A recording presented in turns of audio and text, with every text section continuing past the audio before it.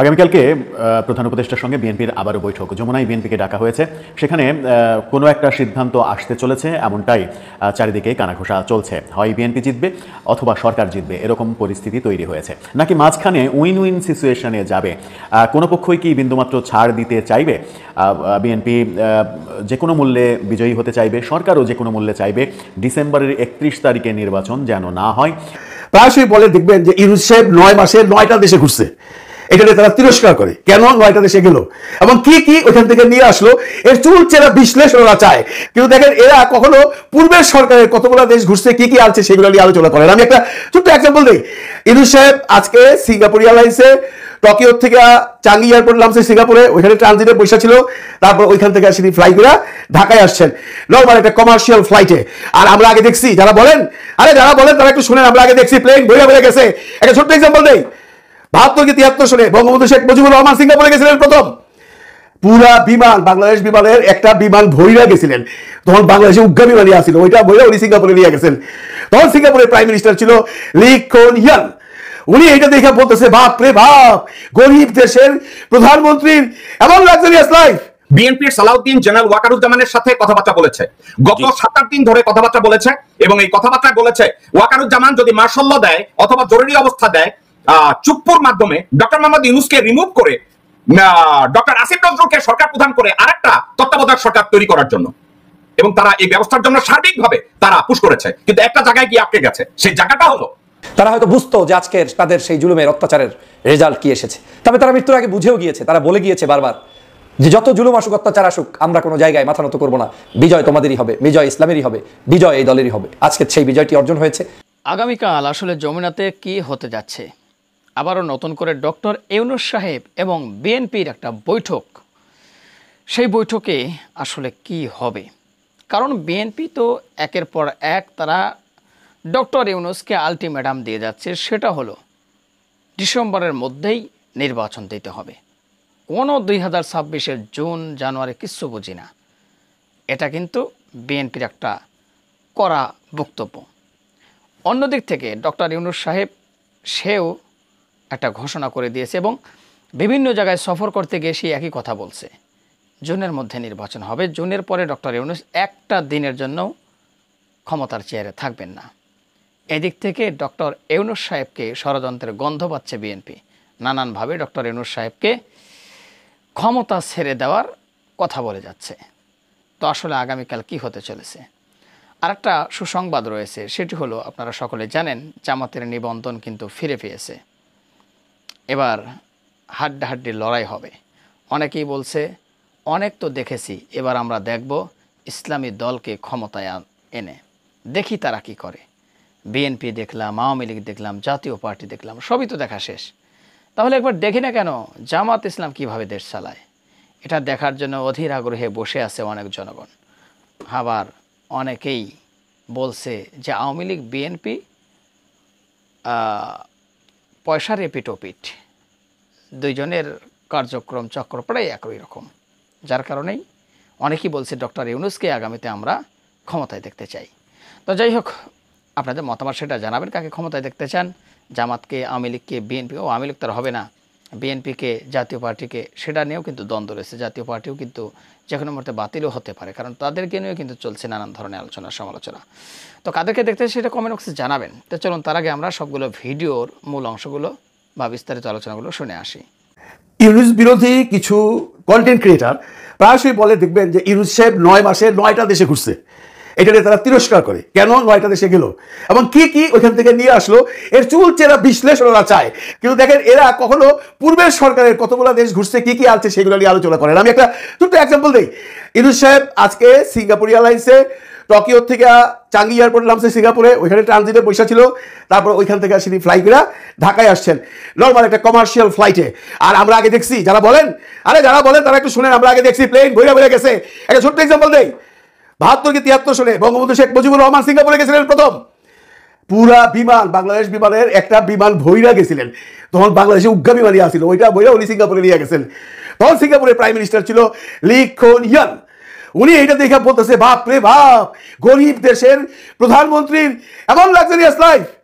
আবার আজকে যখন সিঙ্গাপুরে ওই ট্রানজিট লাউঞ্জে বসে আছে, ডক্টর প্রফেসর মোহাম্মদ ইউনূস তখন সিঙ্গাপুরে মানুষ আলোচনা করতেছে, ওরে বাপ রে বাপ, বাংলাদেশের প্রধান উপদেষ্টা মানে বাংলাদেশের প্রাইম মিনিস্টার বা প্রেসিডেন্ট নর্মাল এখানে এসে বসে রয়েছে।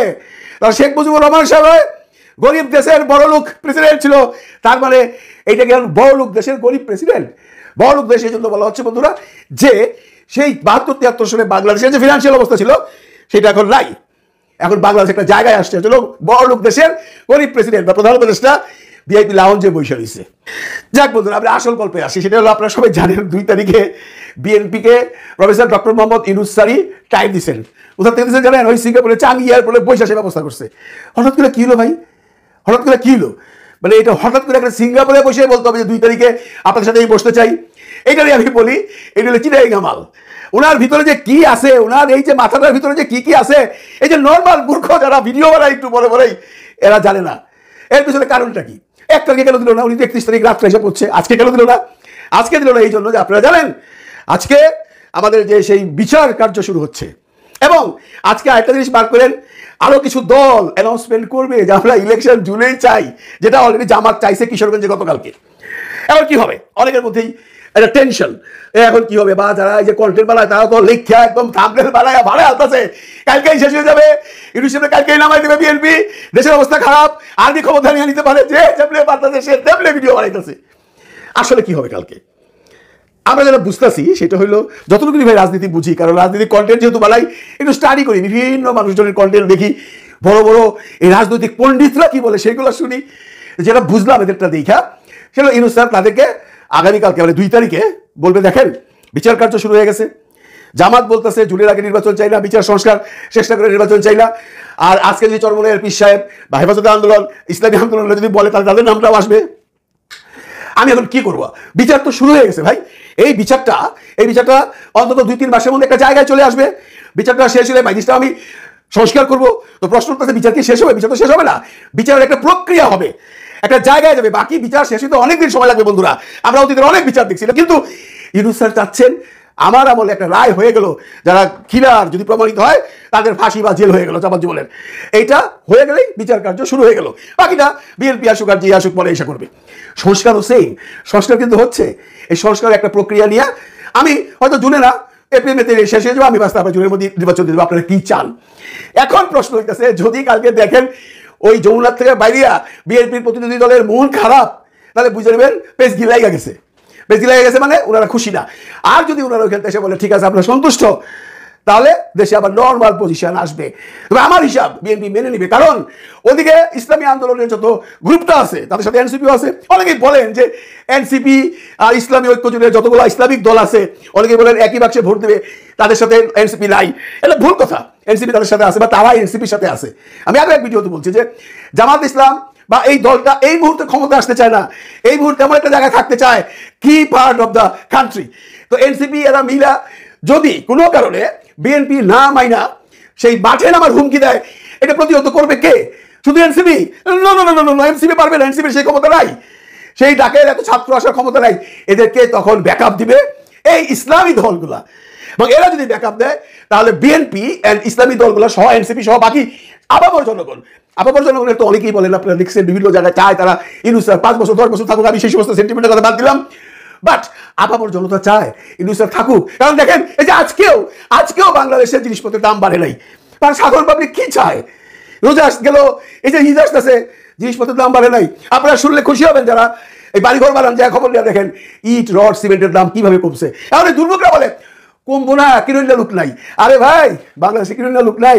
অনেকেই বলতেছেন এবার কুরবানিতে যেখানে 1 কোটি 30 লক্ষ 40 লক্ষ কুরবানি হয়, পয়সার অভাবে এত কুরবানি হবে না, খুব বেশি 60-70 লাখ হবে।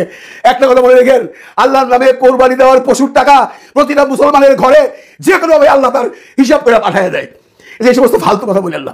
যাক এরপরে যদি বিএনপি না মানে ইউনূস স্যারের প্রপোজাল যদি কালকে না মানে, তারা আন্দোলনের ঘোষণা দিলে এখন এই যে ইসলামী দলগুলো এনসিপি এবং আপামর জনগণ এটা প্রতিহত করার জন্য রাস্তায় নামবে। তখন শুরু হবে আরেকটা নতুন কেলেঙ্কারি। তবে মানবে এই জন্য যে আপনারা আর্মির একটা ভূমিকা দেখতেছেন। দেখেন একটু পিছনের দিকে যাই, ডক্টর শফিকুল ইসলাম সাহেব যখন এই সেনা প্রধানের সাথে দেখা করলেন, কি আলাপ করছেন? কি মনে হয়? কোথাও কিন্তু লিক হয় নাই, কিন্তু হিসাবটা কি? হিসাব কিন্তু একটাই। শফিকুল সাহেব বলছেন যে ভাই আপনি দেশের একটা সর্বোচ্চ জায়গায় আছেন, আপনার প্রতি আমরা ট্রাস্টেবল, আমরা ভাই জনগণের সাথে আপনার কোনো ক্ল্যাশ নাই, আপনি বরঞ্চ রাজনীতি নিয়ে কোনো কথা বললেন না, আপনি থাকেন, আপনি দেশকে ঠান্ডা করেন। যার জন্য দেখেন আমাদের প্রধান সেনাপ্রধান কিন্তু এরপরে আর কোনো রাজনীতি নিয়ে কথা বলে না, ইলেকশন নিয়ে কথা বলে না, এবং উনার বাহিনী এখন এই আন্দোলনে নামছে, যারা যারা অপকর্ম অপসৃষ্টি করতেছে, স্মাগলার, খুনি, তাদেরকে ধৈর্য নিয়ে আসতেছে। এপ্রিলে 1000-1500 মানুষকে অ্যারেস্ট করতেছে। এর মধ্যে ন্যাচারালি বিএনপি লোকজন বেশি, আওয়ামী লীগ তো পালাই গেছে গা। তো বিএনপি চাইবো না এটা করে আর্মিকে আরো হার্ডলাইনে চালায়, তার পোলাপান সব অ্যারেস্ট হয়ে যাক। এইসব কারণে আমার হিসাবে বিএনপি মনে হয় স্যারের প্রপোজালটা মেনে নেবে না। আমার এত উপায় নেই, যে গতকালকেও কিশোরগঞ্জ থেকে একটা বয়ান আসছে যে আমরা সংস্কার বিচার ছাড়া নির্বাচন হইতে দেব না। যদিও বিএনপির কোনো নেতা বলতেছেন যে আমরা নিজেরাই ঘোষণা দিব কবে বিএনপি নির্বাচন করবে। এটা তো ভাই গায়ের জোরের কথা, এটা তো কোনো কথা নয়। এটা ওনারা হয়তো বলছেন, তিনি বলছেন, উনি কথাটা ঠিক বলেন নাই। আমি উচ্চ মহলে বলবো, প্রধানকে বলবো, তারেক রহমান সাহেবকে বলবো যে এখনো সময় আছে, আপনার এই নেতাদের একটু সংযত হয়ে কথা বলতে বলেন। তাহলে বিএনপি কিন্তু এখন একটা মানে মানে মার পেছে পড়ে গেছে। আপনারা অনেকেই কখন যে ইউনুস সাহেব মার পেছে ফালাই দিছে, ইউনুস সাহেব ভাইয়া যাবো গা, ইউনুস সাহেব পালাই যাবো গা, ইউনুস সাহেব খেলতেছে। হ্যাঁ ভাই খেলতেছে, ওই যে একটু কইছেন একবার উনি হইলেন সিটাইং আমাল, উনার মাথায় যে কি বুদ্ধি, ওইটা আমার আপনার এই উপর দিয়ে চাইবো, উপর দিয়ে যাবো, ধরতেও পারবেন না। এনিওয়ে সবকিছুর পর সবচেয়ে বড় কথা হলো আপনার দেশে শান্তি চাই। আর্মি এখন যে ভূমিকায় আছে, এই যে বিভিন্ন সন্ত্রাসীদের ধরা, যদিও মব এখনো কমে নাই, আমার বিনীত অনুরোধ থাকবে এটার মাধ্যমে যে সেনাপ্রধান মহোদয়, আপনি আপনার সেনাবাহিনীকে বলেন মব সন্ত্রাস যারা করে তাদেরকে আগে ধরতে, যদিও ধরা হচ্ছে। এইভাবে যদি ধরতে থাকে, এইভাবে যদি জাল বিছাইয়া দিয়া সব বাস রুই কাতলা ধরে ফেলায়, দেশে শান্তি ইলেকশন করে বিএনপিও মজা। জামাতে ইসলামী তাদের দলের নিবন্ধন ফিরে পেয়েছে। বাংলাদেশের সাধারণ জনগণের সাথে আমি উচ্ছ্বাসিত, আনন্দিত এজন্য যে গণতন্ত্র বিকাশে বাংলাদেশের এই মুহূর্তে জামাত ইসলামের নিবন্ধন এবং প্রতীক অত্যন্ত গুরুত্বপূর্ণ। আমরা যারা গণতন্ত্রে বিশ্বাস করি, স্বাধীনতায় বিশ্বাস করি, মুক্ত জ্ঞান চর্চায়, ভোটাধিকার এবং মানবাধিকার প্রতিষ্ঠায় বিশ্বাস করি, তাদের প্রত্যেকটি রাজনৈতিক দলের প্রতি সহানুভূতি প্রকাশ করা, তাদের পাশে থাকা, কিন্তু তর্কের ময়দানে একে অপরের ভিন্ন আদর্শ পোষণ করলেও তাদের দুর্দিনে পাশে দাঁড়ানো এটা প্রত্যেকেরই দায়িত্ব। আমি মনে করি গত ফ্যাসিস্ট শেখ হাসিনা সরকার বাংলাদেশ জামাত ইসলামের উপরে নির্বিচারে গুলি করে মানুষদেরকে হত্যা করেছে, নির্যাতন করেছে, নিপীড়ন করেছে, দলের নিবন্ধন বন্ধ করেছে, প্রতীক বন্ধ করেছে, রাষ্ট্রীয়ভাবে গেজেট প্রকাশ করে এই দলটার সকল কার্যক্রম পর্যন্ত নিষিদ্ধ করেছে। কিন্তু আজ প্রমাণ হয়েছে যে এই দলটি বাংলাদেশের কোনো সন্ত্রাসী সংগঠন নয়। এই সংগঠনটি বাংলাদেশের গণমানুষের কাছে জনপ্রিয় একটি সেকেন্ড লার্জেস্ট পার্টি হিসেবে বাংলাদেশে এই মুহূর্তে জনগণের কাছে বিশ্বাসযোগ্য একটি সংগঠন। এই সংগঠনের নেতাকর্মীদের উপরে জুলুম, অত্যাচার, নিপীড়ন করে সংগঠনের কার্যক্রম যে স্তব্ধ করা যায়নি তা আজকে রায়ের মাধ্যমে প্রকাশ পেয়েছে, এবং এই রায়ের মাধ্যমেই এই দলটি এখন নতুন করে উজ্জীবিত হবে। আমি প্রায়ই বলে থাকি যে বাংলাদেশের মানুষের কাছে গ্রহণযোগ্য কে আছে কে নাই এটা আপনি শাহবাগে দাঁড়িয়ে কিংবা ওই প্রেস ক্লাবের সামনে 3-4 জন ব্যানার ধরে বসে থেকে প্রকাশ করতে পারবেন না। গণমানুষের কাছে যেতে হবে, তাদের জানাজাগুলোতে যেতে হবে, মানুষের কাছে জিজ্ঞেস করতে হবে। শতকরা মানুষদের যাদের কি জিজ্ঞেস করবেন, এই মানুষগুলোর ব্যাপারে তারা সৎ চিন্তা ধারণ করে, লালন করে এবং বিশ্বাস করে। বাংলাদেশ জামাত ইসলামী বাংলাদেশের রাজনীতিতে কতটুকু অবদান রাখবে, তারা তাদের দল নিয়ে কতটুকু নির্বাচনে সফলতা অর্জন করবে, সেটা নিতান্তই তাদের ব্যাপার, এবং সেটা নির্বাচনী মাঠে আসলেই দেখা যাবে। কিন্তু নির্বাচন আমি কার সাথে করব, কাকে নিয়ে করব? এই মুহূর্তে বাংলাদেশের যখন শেখ হাসিনা পালিয়ে গিয়েছে, অবৈধ 16 বছর পর্যন্ত কোনো ভোট হতে দেয়নি, সেই দেশে নিশ্চয়ই বাংলাদেশের বাকি যে রাজনৈতিক দলগুলো রয়েছে তাদের বিচরণ বৃদ্ধি করা দরকার এবং তাদেরকে সাথে নিয়ে ইলেকশন করা দরকার। জামায়াত ইসলাম আগামী নির্বাচনে প্রতিদ্বন্দ্বিতা করবেন এবং সেই প্রতিদ্বন্দ্বিতার মাধ্যমে বাংলাদেশের একটি গণতন্ত্র উদ্ভাসিত হবে। সংসদে আমরা সরকারি দল এবং বিরোধী দল দেখতে পাবো। আমরা বিশ্বাস করি নির্বাচন যদি সুষ্ঠু হয় তাহলে বাংলাদেশের জনগণ যে কাউকেই সরকারি দলে নিয়ে আসতে পারে, হতে পারে বিএনপি, হতে পারে জামাত, হতে পারে ভিন্ন কেউ। কিন্তু এই যে ভিন্ন কেউ আসবে, ভিন্ন কেউ যাবে, এটাই গণতন্ত্রের সৌন্দর্য। আমি নিজে দাবি করে বসে থাকবো যে আমি ক্ষমতায় আসবো, এটা কোনো সৌন্দর্যতা নয়। এবং এটা যারা বিশ্বাস করে তারা শেখ হাসিনার পদঙ্ক অনুসরণ করে। জামাত ইসলামের উপরে জুলুম, নির্যাতন, অত্যাচারের রেজাল্ট আজকে তারা পেয়েছে যে তাদের উপরে যা করা হয়েছে সবই ছিল অন্যায়, এবং এটার প্রতিবাদ আমি সেই বহুকাল আগ থেকে করেছি। নিশ্চয়ই বন্ধুরা আপনাদের মনে আছে এই দলটাকে বিচ্ছিন্ন করার জন্য শাহবাগে তারা কি নাটক করেছিল, বিরিয়ানি খিচুড়ি দিয়ে মিছিল করে, তারপরে সেখানে প্রায় তরতাজা 11 জন তাদের দলের নেতাকর্মীকে কাউকে ফাঁসি দিয়ে কাউকে জেলের মধ্যে হত্যা করেছিল। সাম্প্রতিক সময়ে তাদের দলের একজন নেতা মুক্তি পেয়েছেন, এটিএম আজহারুল ইসলাম। তার মুক্তির মাধ্যমে সেখানে প্রমাণ হয়েছে যে যাদেরকে ফাঁসি দেওয়া হয়েছে মূলত তারা কেউ অপরাধী ছিলেন না, তাদেরকে রাজনৈতিক কারণে ফাঁসি দিয়ে তারপরে এই দেশ থেকে আওয়ামী লীগ বিতাড়িত হয়েছে। প্রিয় বন্ধুরা, আমার প্রত্যেকটা জিনিসের একটি শেষ থাকে। আজ বাংলাদেশের আওয়ামী লীগের শেষ, আওয়ামী লীগ আর মাথাচাড়া দিয়ে উঠতে পারবে না, দাঁড়াতে পারবে না। কিন্তু বাংলাদেশে যাদেরকে আপনারা চিরদিনের জন্য বন্ধ করতে চেয়েছিলেন, সেই দল জামাত ইসলাম কিন্তু আবার মাঠে এসেছে, মাঠে থাকবে এবং নির্বাচন করবে। আমি আগামীর রাজনীতিতে আমি মনে করি যে বাংলাদেশের সবচাইতে বেশি খুশি হব যদি আমি সরকারি দল এবং বিরোধী দলের মধ্যে এই বিএনপি এবং জামাতকে দেখতে পাই। সে যেই ক্ষমতায় আসুক, সে যেন অন্তত এই সংসদে দাঁড়িয়ে দাঁড়িয়ে সত্য এবং ন্যায়নিষ্ঠার কথা বলতে পারে। কেন বলছি এই কথা? গত 16 বছর সবচেয়ে জুলুম এবং নির্যাতন অত্যাচারের শিকার ছিলেন এই দুটি দলই, এবং সেই দলের একটি অংশ হচ্ছে জামাত ইসলাম, যে জামাতের নেতাকর্মীদেরকে এত জুলুম অত্যাচারের পরেও তারা টিকে আছে, টিকে আছে এবং এখনো সগৌরবে তারা তাদের কাজ চালিয়ে যাচ্ছে। আপনারা জানেন এই দলের বহু নেতাকর্মীকে গুম করা হয়েছিল, খুন করা হয়েছে, বাড়ি বাড়ি গিয়ে অস্ত্র দিয়ে তারপরে হত্যা করা হয়েছে, কিন্তু তারা কিন্তু এখনো তাদের সেই আদর্শ থেকে বিচ্যুত হয়ে যায়নি। তারা তাদের কাজ চলমান রেখেছে এবং চলমান রাখবে। শেখ হাসিনা প্রমাণ করে গিয়েছিল যে এই বাংলাদেশ শেখ হাসিনা ছাড়া আর কেউ থাকতে পারবে না, কিন্তু আজকের প্রমাণ হয়েছে না, এই বাংলাদেশ শেখ হাসিনার জন্য নয়, এই বাংলাদেশ কোনো দুষ্ট চক্রের জন্য নয়। আজ শেখ হাসিনার কিন্তু বিচার কার্যক্রম শুরু হয়েছে এবং সেই বিচারটি আপনারা জানেন যে সরাসরি সম্প্রচারিত হচ্ছে বিটিভি সহ সকল জাতীয় আপনার পোর্টালে, সকল টেলিভিশনে, সকল নিউজ পেপারে সরাসরি এগুলো প্রচার হচ্ছে, দেখানো হচ্ছে। এই যে একটি স্বচ্ছতা এবং স্বচ্ছতার ভিত্তিতে তার খুনের বিচার জাতি দেখতে পাবে, এটাই হচ্ছে আওয়ামী লীগ এবং বর্তমান সময়ের মধ্যে পার্থক্য। আওয়ামী লীগ হলে কি করতেন? স্বচ্ছতার দরকার নাই, যাকে পাও তাকে পাও, গ্রেপ্তার করো, মেরে ফেলো, শেষ করে ফেলো। আর এই শেষ করতে গিয়ে আজকে তারা ধ্বংস হয়ে গিয়েছে। প্রিয় সহযোদ্ধা ভাইরা, প্রিয় বোনেরা, আপনারা জানেন আজ এই দলটি নিবন্ধন পাওয়ার মধ্য দিয়ে আমার কাছে মনে হয়েছে মজলুমের মুখে হাসি ফোটা শুরু হয়েছে। যদি আজ দিলওয়ার হোসেন সাইদি সাহেব, কাদের মোল্লা নিজামী, এরপরে তাদের দলের অন্যান্য নেতাকর্মী যারা আছেন, তারা যদি জীবিত থাকতেন তাহলে হয়তো তারা তাদের আত্মা শান্তি পেত, কষ্ট পেত না। তারা হয়তো বুঝতো যে আজকের তাদের সেই জুলুমের অত্যাচারের রেজাল্ট কি এসেছে। তবে তারা মৃত্যুর আগে বুঝেও গিয়েছে, তারা বলে গিয়েছে বারবার যে যত জুলুম আসুক, অত্যাচার আসুক, আমরা কোনো জায়গায় মাথা নত করবো না, বিজয় তোমাদেরই হবে, বিজয় ইসলামেরই হবে, বিজয় এই দলেরই হবে। আজকে সেই বিজয়টি অর্জন হয়েছে। আমি ওই সকল শাহবাগের কারণে যেই সকল মানুষদের হত্যার শিকার হয়েছেন সেই শহীদ পরিবারগুলোকে স্মরণ করছি, তাদের প্রতি শ্রদ্ধা জানাচ্ছি। যে সকল শহীদ পরিবার কষ্ট করে এখন পর্যন্ত আপনারা অপেক্ষায় ছিলেন জামাতের নিবন্ধন এবং তাদের উপরে যে তকমা লাগানো যুদ্ধাপরাধের বিচারের নামে প্রহসন, সেটা থেকে মুক্তি পাওয়ার আজ আল্লাহ আপনাদেরকে দুটোই দিয়েছে। অতএব শুকরিয়া আদায় করুন, আল্লাহর দরবারে সেজদা দিন এবং আপনাদের এই সৎ চিন্তা, ভালো মানসিকতাগুলো জনগণের কাছে তুলে ধরুন। জনগণ আপনাদের এই সকল জুলুম অত্যাচারের জবাব ব্যালট পেপারের মাধ্যমে এবং গণতান্ত্রিক প্রক্রিয়ায় আপনাদেরকে উপহার দিবে, তাদেরকে শাস্তি দিবে এবং আপনাদেরকে উপহার দিবে। প্রিয় বন্ধুরা আমার, আজকের জামাতের এই নিবন্ধন ফিরে পাওয়ায় আমি সারা দেশবাসীকে ধন্যবাদ জানাই। জামাতের আমির ডাক্তার শফিকুর রহমান সাহেব সহ জামাত ইসলামের সকল শ্রেণী পেশার সদস্যবৃন্দ, শুভাকাঙ্ক্ষী, শুভানুদ্দায়ী অথবা জামাতের একজন শত্রু যেও আজকের দিনটাতে অপেক্ষায় ছিলেন কি রেজাল্ট আসে দেখা যাক, তাদের সকলের প্রতি আমি ধন্যবাদ জানাই। এই জন্যই আমি জানাই আমি উদার, আমি গণতন্ত্রকে বিশ্বাস করি, আমি উদারভাবে সত্যকে সত্য বলতে পছন্দ করি, ন্যায়কে ন্যায় বলতে পছন্দ করি এবং মজলুমের সাথে থাকতে চাই। মজলুম আমার শত্রু হলেও সে মজলুম। জামাত ইসলামের পক্ষে দীর্ঘ 16 বছর লড়াই করেছি, সংগ্রাম করেছি। বিএনপির দেশনেত্রী বেগম খালেদা জিয়া সহ বিএনপির উপরে জুলুম, নির্যাতন, অত্যাচারের স্টিম রোলারের বিরুদ্ধে কথা বলেছি, সংগ্রাম করেছি। শুধু এই দুটি দল নয়, বরং বাংলাদেশের সকল নির্যাতিত মানুষের পক্ষে আমি কথা বলেছি। অতএব আমার সেই সত্যের পক্ষে কথা বলাটা আজ দমে যাবে, বন্ধ হবে, সেটা আমি চাইনি, চাবো না, কোনোদিন যাতে না হয় সেজন্য আপনাদের দোয়া চাই। আমি জামাত ইসলামকে অনুরোধ করবো, আপনারা গণমানুষের দল ইতিমধ্যেই রূপান্তরিত হয়েছেন। জনকল্যাণে আপনারা যেভাবে হিন্দু, মুসলমান, বৌদ্ধ, খ্রিস্টান সকলের পাশে দাঁড়াচ্ছেন, আগামী দিনে আপনারা সেটা অব্যাহত যেমন রাখবেন, পাশাপাশি এই দেশকে রক্ষা করতে হলে আপনাদের নেতৃত্ব অত্যন্ত গুরুত্বপূর্ণ। বিএনপির সালাউদ্দিন জেনারেল ওয়াকারুজ্জামানের সাথে কথাবার্তা বলেছে, গত 7-8 দিন ধরে কথাবার্তা বলেছে এবং এই কথাবার্তা বলেছে ওয়াকারুজ্জামান যদি মার্শাল ল দেয় অথবা জরুরি অবস্থা দেয়, চুপ্পুর মাধ্যমে ডক্টর মোহাম্মদ ইউনূসকে রিমুভ করে ডক্টর আসিফ নজরুলকে সরকার প্রধান করে আরেকটা তত্ত্বাবধায়ক সরকার তৈরি করার জন্য, এবং তারা এই ব্যবস্থার জন্য সার্বিকভাবে তারা পুশ করেছে, কিন্তু একটা জায়গায় গিয়ে আটকে গেছে। সেই জায়গাটা হলো পৃথিবীর সব দাতা গোষ্ঠী ইনক্লুডিং পশ্চিমা বিশ্ব, তারা সবাই তাদেরকে জানিয়ে দিয়েছে ডক্টর ইউনূস ছাড়া অন্য কোনো নেতা ওখানে তারা দেখতে চায় না।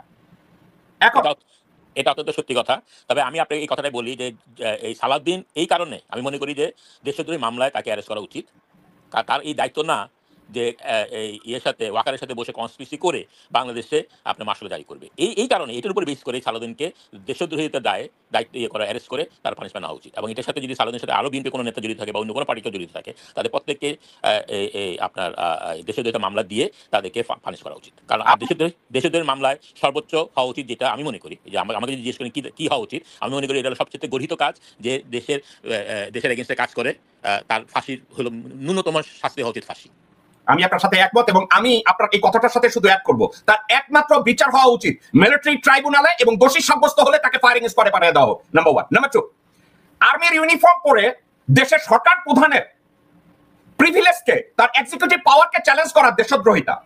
জেনারেল ওয়াকার দেশদ্রোহিতা করেছে, আর্মির শৃঙ্খলা ভঙ্গ করেছে, দেশের রাষ্ট্র কিভাবে পরিচালিত হবে এ ব্যাপারে মন্তব্য করে সে দেশের সর্বোচ্চ অপরাধে অভিযুক্ত হওয়ার মতো একটা কাজ করেছে। তাইলে ওয়াকারের বিরুদ্ধে যদি আনুষ্ঠানিক চার্জ গঠন করা হয়, এই চার্জের ভিতরে আসবে বিডিআর পিলখানা হত্যাকাণ্ড, এর চার্জের ভিতরে আসবে জুলাই আগস্ট হত্যাকাণ্ডের বিচার, 3 নম্বরে আসবে আয়নাঘরের দায়িত্ব, 4 নম্বরে আসবে সে সেনাপ্রধান থাকাকালীন সেনাবাহিনীকে অর্ডার দিয়েছে জনগণের উপরে গুলি করার, এবং সর্বশেষ এবং সবচেয়ে বড় চার্জ দেশের প্রধান নির্বাহীর গভর্নিং বডিকে, তার সিদ্ধান্তকে সে চ্যালেঞ্জ করে রাজনৈতিক বক্তব্য দিয়েছে। আপনি কি আমার সাথে একমত না দ্বিমত পোষণ করেন? আমি আপনার সাথে একমত, তার সাথে আমি অ্যাড করতে চাই। জি প্লিজ। আমি বিশ্বাস করি যে হাসিনাকে, রেহানাকে, তারেক সিদ্দিককে দেশ থেকে পার করে দেওয়ার জন্য যা যা করছেন দেশের বিরুদ্ধে, এবং দেশ থেকে যে সম্পত্তি, দেশে যে ইম্পর্টেন্ট কাগজপত্র যেগুলো হাসিনা সুটকেস ভর্তি করে নিয়ে গেছে, এগুলো সমস্ত দায় দায়িত্ব ওয়াকারের। আমি একমত। ওয়াকারকে এটার জন্য পানিশমেন্ট দিতে হবে। তো এটা সে দেশের স্বার্থের এগেইনস্টে করেছে, এবং আমি আবারও বলবো, আমি গতকালও বলেছি, আমি বিশ্বাস করি না ওয়াকার বাংলাদেশের হিরো। 5 তারিখে যে ঘটনা উনি বলতেন, মানুষকে দিয়ে করাইছেন, এগুলো হলুদ মিডিয়া তাকে হিরো বানাবার চেষ্টা করছে। এটাও একটা রয়্যাল প্ল্যান অনুযায়ী কাজ হচ্ছে। He is a traitor. He was traitor yesterday. Yes, he is traitor today. He will be traitor tomorrow. আপনার একজন দর্শক বলেছে আমির খসরু মাহমুদ চৌধুরী ওয়াকারের বক্তব্যকে সমর্থন দিয়ে বিবৃতি দিয়েছে, আপনি কি কিছু বলবেন এটার উপরে? আমির খসরু অলরেডি প্রুভ করছে হোয়াট হি ইজ। এগুলো একই জিনিস বারবার বলে লাভটা কি বলেন? এগুলো সবগুলোই এখন গার্বেজে যাবে। এদের রাজনৈতিক কেরিয়ার শেষ। এই জনগণকে আমি শুধু রিকোয়েস্ট করবো যে জনগণ যাতে এদেরকে গার্বেজে ফেলে দেয়, জনগণ যাতে এদের পিছিয়ে না যায়। আমির খসরু একজন করাপ্টেড পার্সন। আমি জানি, আমার মনে হয় পিনাকি ভট্টাচার্য একটা করছিল, সেখানে দেখা যাচ্ছে যে কী করে আমির খসরু, আমি জানতাম না তার সম্বন্ধে এতটা, আমি তার কাছে জানতে পারলাম যে কী করে সে করাপশনগুলো করছে। যে কোনো ব্যক্তি করাপশন করবে, যে কোনো ব্যক্তি বাংলাদেশের স্বার্থের বিরুদ্ধে কাজ করবে, যে কোনো ব্যক্তি বাংলাদেশের সার্বভৌমত্বের বিরুদ্ধে কাজ করবে, সেই লোকের বিরুদ্ধে আমি, আপনি এবং আপামর জনতা, সে যেই দলেরই হোক আর যত বড় নেতাই হোক, I don't give a damn to anybody যে বাংলাদেশ এগেইনস্টে কাজ করবে। সোজা হিসাব আমার, এখানে কোনো কম্প্রোমাইজ নাই আমার কাছে। আমি আবারও বলবো, আমি জিয়া রহমানের সৈনিক, জিয়া রহমান আদর্শে বিশ্বাসী, এবং সেটাকে আমি লালন করি। সেই জায়গায় কোনো কম্প্রোমাইজ নাই। দর্শক, আশা করি সবগুলো ভিডিও দেখেছেন এবং বিস্তারিত আলোচনাগুলো আপনারা মনোযোগ সহকারে শুনেছেন। তো অনেক কিছু জেনেছেন, বুঝেছেন। তো অবশ্যই এবার আপনাদের মূল্যবান মতামতটা ভিডিওর কমেন্ট বক্সে জানিয়ে দিন। আর হ্যাঁ, পারলে ভিডিওটি শেয়ার করে সবাই দেখার সুযোগ করে দিন। আর আমাদের এই চ্যানেল নাসির ইসলামিক মিডিয়া সেন্টারে যদি আপনারা নতুন হন, প্রতিনিয়ত এ ধরনের সকল প্রকার নিত্য নতুন আপডেট খবরগুলো পেতে আমাদের এই চ্যানেলটি সাবস্ক্রাইব করে আমাদের সাথে থাকুন। ইতিমধ্যে যারা অলরেডি সাবস্ক্রাইব করে দিয়েছেন সবাইকে অসংখ্য ধন্যবাদ জানিয়ে ভিডিওটি এখানে শেষ করছি। সে পর্যন্ত সবাই ভালো থাকবেন, সুস্থ থাকবেন। আল্লাহ হাফেজ।